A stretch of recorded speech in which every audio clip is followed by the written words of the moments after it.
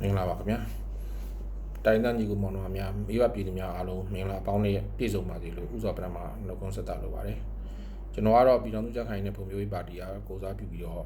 ချင်းပြည်နယ်တီးတိမ်မြို့နယ်မြို့မရက်ကွက်ကနေပြီးပြည်သူ့တော်ကိုယ်စားလှယ်လောင်းပြည်အောင်ရောက်ရှင်ပြိုင်ရွေးခံမဲ့စလိုင်းအောင်ပြည်ပဲဖြစ်ပါတယ်ခင်ဗျာကျွန်တော်ကချင်းတိုင်းသားတယောက်ဖြစ်ပြီးတော့ချင်းလူမျိုးဖြစ်တဲ့ဦးစလိုင်းပါစေနဲ့ဒေါ်ဂျီဝမ်တို့ကနေပြီးတော့2095ခုနှစ်မှာမွန်ပြည်နယ်တမ်မြူဇီယံမြို့မှာမွေးဖွားခဲ့ပါတယ်ခင်ဗျာကျွန်တော်ရဲ့ပညာရေးချင်းအနေနဲ့ကတော့2002ခုနှစ်မှာရန်ကုန်တက္ကသိုလ်ကနေပြီးတော့အင်္ဂလိပ်စာအထူးပြုနဲ့မဟာဝိဇ္ဇာဘွဲ့ကိုရရှိခဲ့ပါတယ်ခင်ဗျာ2009ခုနှစ်မှာတော့ Library and Information Study ဘွဲ့ကိုရန်ကုန်တက္ကသိုလ်ကနေပဲထပ်မံရရှိခဲ့ပါတယ်ခင်ဗျာနိုင်ငံတော်နဲ့ပြည်သူ့ရဲ့အရေးကိုဒါအဓိကထားကောင်တယ်ပေါ်ဆောင်နေတဲ့ကျွန်တော်တို့ရဲ့ပြည်အောင်စုကြံ့ခိုင်ရေးနဲ့ဖွံ့ဖြိုးရေးပါတီအနေနဲ့2025ခုနှစ်ပါတီစုံဒီမိုကရေစီထူထူရွေးကောက်ပွဲမှာပြည်သူတွေကိုရေဘူးကဆန်တဲ့ဂရုကုကများပေးခြင်းထက်လက်တွေ့ကြကြအကောင့်တွေပေါ်ဝင်နိုင်အောင်စ조사ဆောင်ရွက်သွားမှာဖြစ်ပြီးတော့မိမိတို့ပါတီအကျိုးတဲ့နိုင်ငံတော်နဲ့ပြည်သူအကျိုးကိုမျက်နှာမူ၍တည်ကြည်သောစိတ်ထားခိုင်မာသောသစ္စာတရားတို့နဲ့တိုင်းသားပြည်သူတွေအလုံးနဲ့ပူးပေါင်းဆောင်ရွက်သွားမယ်လို့ရည်မျှော်မှန်းထားပါတယ်ခင်ဗျာနိုင်ငံတွင်းမိတင်းနေထိုင်ကြတဲ့မြန်မာနိုင်ငံသားများအနေနဲ့မိတို့ပင်မတူကွဲပြားမှုများရှိနေစေကမူကဘာတီတွေပြည်အောင်စုမြန်မာနိုင်ငံအထွန်းရှည်တည်တံ့ခိုင်မြဲပြီးတော့အကျုပ်ချအာဏာတည်တံ့ခိုင်မြဲရန်တိုင်းသားများတွေးစည်းညီညွတ်၍ချစ်ကြည်ရင်းနှီးရန်တို့ကသာပထမဦးစားပေးရမှာဖြစ်တဲ့အတိုင်းနိုင်ငံတော်မှတပါအခြားမရှိဟိုတဲ့အတိတ်ထန်နဲ့ကျိုးပန်းဆောင်ရွက်သွားမှာဖြစ်ပါတယ်ပြည်သူကိုအလေးစားတန်ဖိုးထားသောအားဖြင့်ပြည်သူတို့ရဲ့ပဂတိကြုံတွေ့နေရတဲ့ရေးကိစ္စများကိုပြည်သူရေးတို့ရေးဟု၎င်းပြည်သူတို့ရေးကိစ္စဒီကမိမိတို့ရဲ့အဓိကကိစ္စဖြစ်တဲ့အတွက်ပြည်သူရေးဦးစားပေးဟူ၍၎င်းပြည်သူကိုပို့ပြီးတော့အတိတ်ထန်ကိုဥထိပ်ထားပြီးတော့ဆောင်ရွက်ရမှာဖြစ်ပါတယ်ခင်ဗျာအဲ့ဒီအတွက်ကြောင့်မလို့ပြည်သူများအေဂျင့်လုံခြုံရေးနဲ့စာဝတ်နေမှုဖူလုံရေး Citizen Security and Economic Life First ကိုအခြေပြုပြီးတော့ပြည်သူကိုပေးရန်ယူရထားတဲ့ကျွန်တော်တို့ပါတီရဲ့ရွေးကောက်ပွဲသတင်းစာ message ကတော့ပုံမခိုင်မာပြည်မြန်မာ stronger မြန်မာပဲဖြစ်ပါတယ်ခင်ဗျပုံမခိုင်မာပြည်မြန်မာ stronger မြန်မာသတင်းစကားနဲ့အောက်ပါတာဝန်များကိုပြည်သူနဲ့နိုင်ငံကအဆက်အဆံရေးတို့မှာအကောင့်တွေဖော်ဆောင်ပေးသွားမှာဖြစ်ပါတယ်ခင်ဗျခိုင်မာတဲ့အုပ်ချုပ်ရေးစနစ်နဲ့တရားဝင်စိုးမိုးထွန်းကားရေးခိုင်မာဖွံ့ဖြိုးတဲ့လူမှုစီးပွားရေးဘဝဒေသတွင်းနိုင်ငံများနဲ့တန်းတူဖြစ်ထွန်းလာရေးခိုင်မာတဲ့အဆင့်မီပညာရေးနဲ့ကျန်းမာရေးစောင့်ရှောက်မှုကိုအကောင့်ထဲပေါ်ဆောင်ရွက်ရေးပုံမခိုင်မာတဲ့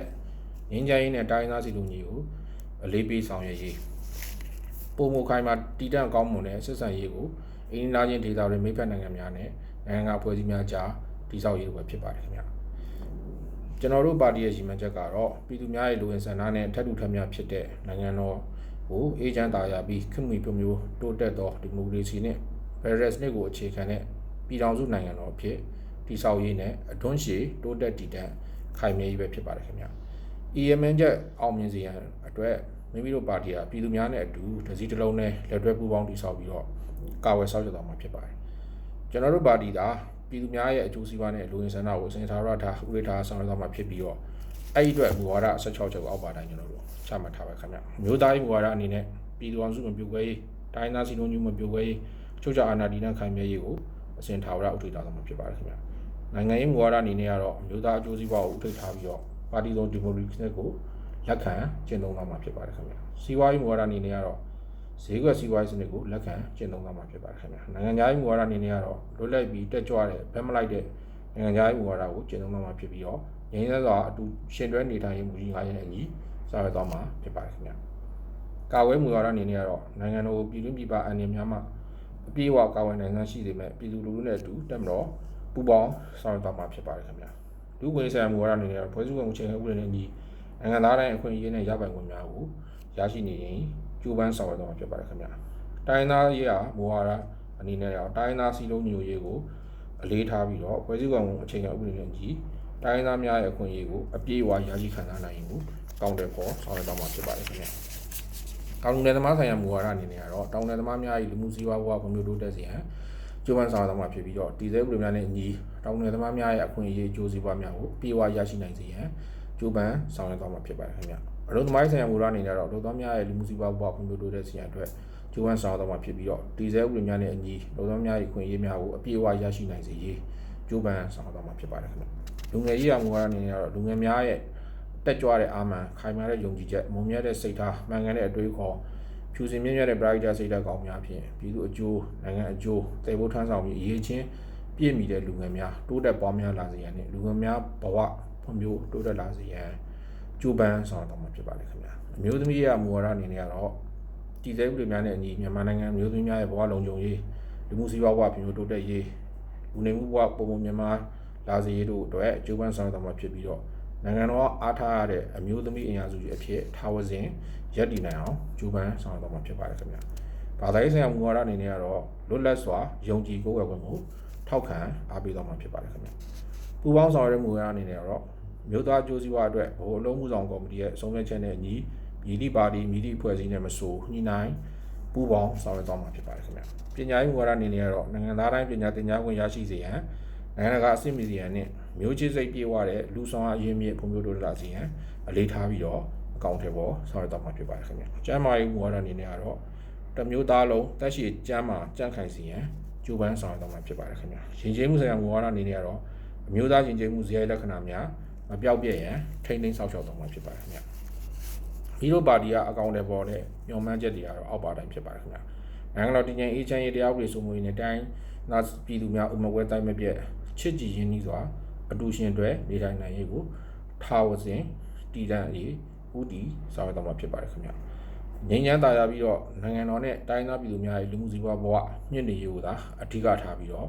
့ဦးစားပေးဆောင်ရွက်သွားမှာဖြစ်ပါတယ်ခင်ဗျာအဲ့လိုဆောင်ရွက်ရမှာကျွန်တော်တို့ရဲ့အခြေခံမဏ္ဍိုင်သုံးရပ်ဖြစ်တဲ့ဥပဒေပြုရေးအုပ်ချုပ်ရေးနဲ့တရားစီရင်ရေးကိုပြည်ထောင်စုခိုင်ရေးပါတီအားပြည်သူလူထုရဲ့လူဝင်ဆန္ဒဖြစ်တဲ့လုံခြုံရေးစွာနေထိုင်နိုင်မှုစီးပွားရေးဖွံ့ဖြိုးတိုးတက်မှုဒီမိုကရေစီစနစ်ရှင်သန်နိုင်စေရေးနဲ့တိုင်းရင်းသားများဥမကွဲတိုင်းမပြတ်ချစ်ကြည်ရင်းနှီးစွာအတူရှင်တွဲနေထိုင်နိုင်ရေးတို့အတွက်လက်တွေ့ကြပြီးတော့နိုင်ငံနဲ့မူဝါဒစစ်မှန်သောပြည်အောင်စုစိတ်ဓာတ်နဲ့အညီပြည်အောင်စုကြီးကိုတည်ဆောက်ဖော်ဆောင်နိုင်ရန်လိုအပ်တဲ့ဥပဒေပြုရေးအုပ်ချုပ်ရေးတရားစီရင်ရေးတို့ကိုအောက်ပါတိုင်းပြည်ပြဆောင်သွားမှာဖြစ်ပါခင်ဗျာပြည်သူလူထုကိုအပြည့်အဝအကာအကွယ်ပြုတဲ့ဥပဒေပြုရေးမှန်နိုင်နေနဲ့နိုင်ငံတော်နဲ့ပြည်သူများရဲ့အကျိုးစီးပွားကိုကာကွယ်မြင့်တင်နိုင်ရန်အတွက်လိုအပ်ချက်နဲ့ကိုက်ညီတဲ့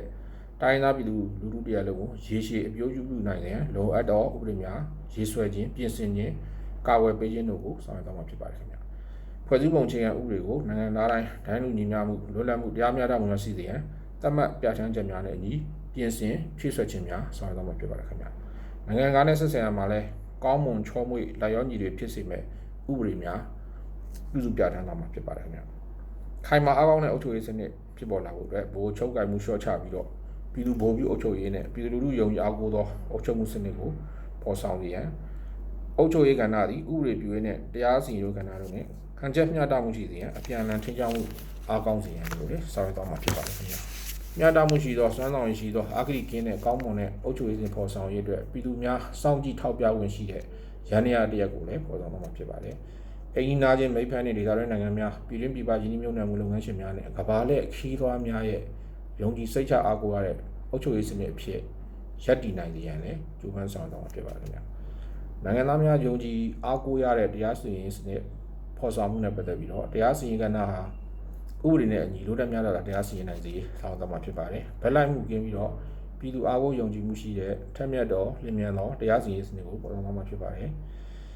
ဥပဒေဖွဲ့စည်းပုံအခြေခံဥပဒေပါငြင်းပမှုများတာဝန်ရှိတဲ့အခြေခံဥပဒေခုံရုံးမှညီညွတ်မျှတစွာကိုင်တွယ်ဖြည့်ဆည်းနိုင်စေရန်လည်းဆောင်ရွက်သွားမှာဖြစ်ပါတယ်ခင်ဗျာတာဝန်ယူမှုတာဝန်မှုရှိပြီးတော့ဒီမိုကရေစီအနှစ်သာရများကိုလေးစားတန်ဖိုးထားတဲ့လူ့ဖွဲ့စည်းများဖြစ်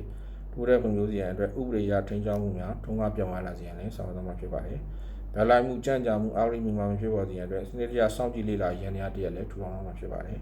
ဒေသတွင်းနိုင်ငံများကြားလွတ်လပ်မျှတ၍တရားမျှတမှုရှိသောတရားစီရင်ရေးမှန်နိုင်ထုံးကားတဲ့နိုင်ငံဖြစ်အသိအမှတ်ပြုခံနိုင်စေတဲ့ဆောင်ရွက်သွားမှာဖြစ်ပါတယ်နိုင်ငံသားတိုင်းကပြဋ္ဌာန်းထားသောဥပဒေများရဲ့အကာအကွယ်ကိုအပြည့်အဝခံစားရရှိနိုင်ရန်နဲ့ဆောင်ရွက်သွားမှာဖြစ်ပါတယ်ခင်ဗျာပြည်အောင်စုကြံ့ခိုင်တဲ့ပုံမျိုးပါတီကရွေးကောက်ပွဲမှာဂတိကရိုပြုထားတဲ့လုပ်ငန်းစဉ်9ရပ်ကတော့အောက်ပါတိုင်းဖြစ်ပါတယ်ခင်ဗျာ1ပြည်သူလူမှုဘဝလုံခြုံမှုရှိစေရန်အတွက်နိုင်ငံတော်တည်ငြိမ်အေးချမ်းရေးနဲ့တရားဥပဒေစိုးမိုးရေး2ပြည်သူများ၏စားဝတ်နေမှုဖူလုံရေးနဲ့အလုပ်ကိုင်အခွင့်အလမ်းများပေါ်ဆောင်ရေး3နိုင်ငံတော်ဖွံ့ဖြိုးတိုးတက်ရေးအတွက